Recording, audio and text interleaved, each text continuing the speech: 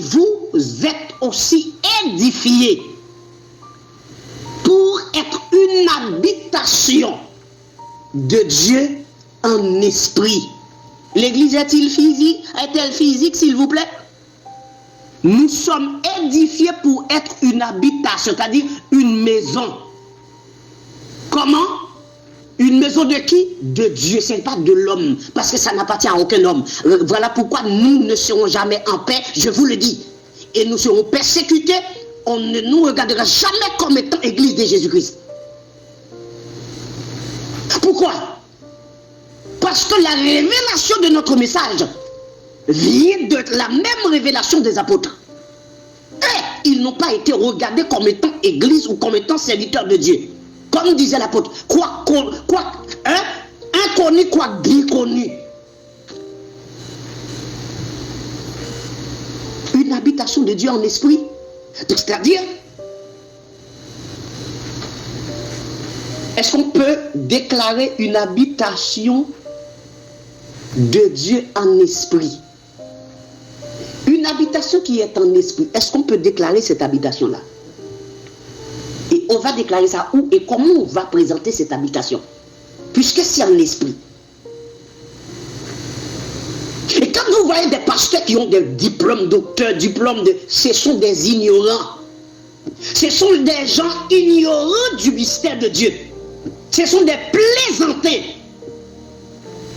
Parce que si ce n'était pas des plaisantés, les dons ministériels, ce sont des dons spirituels. Comment peut-on déclarer des dons spirituels? C'est-à-dire, quand on dit dons spirituels, c'est-à-dire des dons qui sont esprits.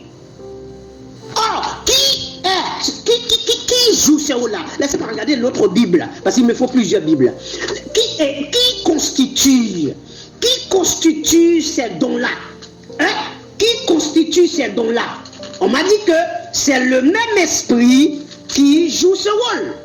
On est d'accord? C'est le même esprit. Il y a diversité de dons, même le même esprit. Diversité de ministères, mais le même Seigneur. Diversité d'opérations, mais le même Dieu qui opère tout en tous. Mais bien aimé, il y a quelque chose que je ne comprends pas. Regardez ce que je ne comprends pas. C'est-à-dire, même nous-mêmes, nous n'avons pas accès à l'église de Jésus-Christ si nous ne sommes pas en esprit. Les dons. Et d'ailleurs, recommençons à zéro. Ok. Dieu a révélé son message à un serviteur, un prophète, ou peu importe, il a révélé son message. Cet homme a reçu la révélation, il sait quoi faire. Et les personnes qui vont être baptisées par cet homme-là, et il va prier pour cette personne après le baptême pour la réception du Saint-Esprit. Ce qui fait que il faut absolument que cette personne soit consacrée totalement pour recevoir le Saint-Esprit et que l'Esprit demeure dans cette personne. Ça, c'est le monde de peau qu'on parle ici. Ok.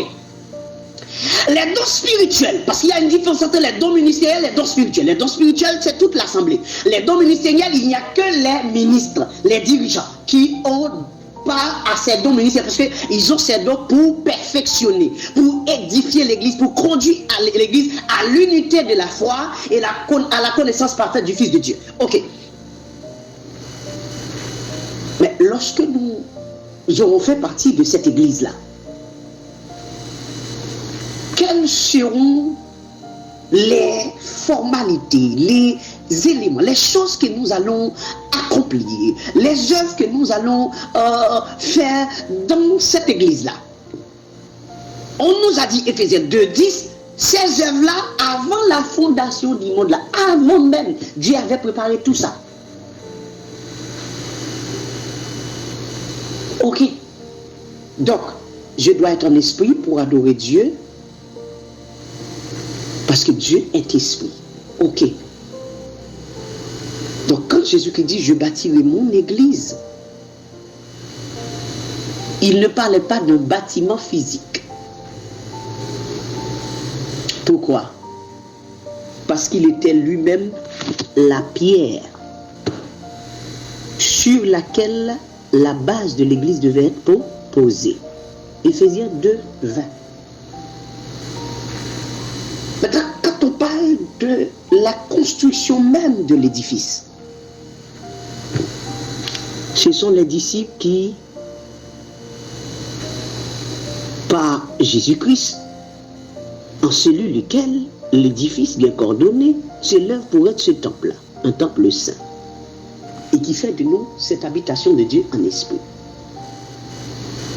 Maintenant, si Jésus-Christ constitue la pierre principale de la base de la fondation de l'Église, raison pour laquelle 1 Corinthiens 3:11 dit car personne ne peut poser un autre fondement que celui qui a été posé, à savoir Jésus-Christ. On est d'accord. Donc, c'est-à-dire, l'Église, c'est Christ qui bâtit l'Église, hein? C'est lui qui bâtit l'Église. Donc, il s'est fait lui-même la base, c'est-à-dire la pierre angulaire de l'Église. Il s'est fait lui-même le corps, c'est-à-dire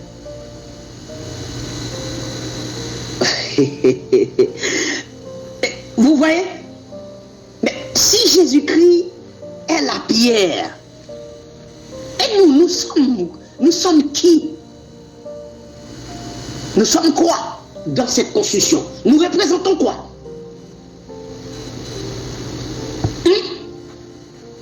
Je regarde 1 Pierre, le chapitre 2. Pendant ce temps, je garde Éphésiens 2, hein, mais regardons 1 Pierre, le chapitre 2.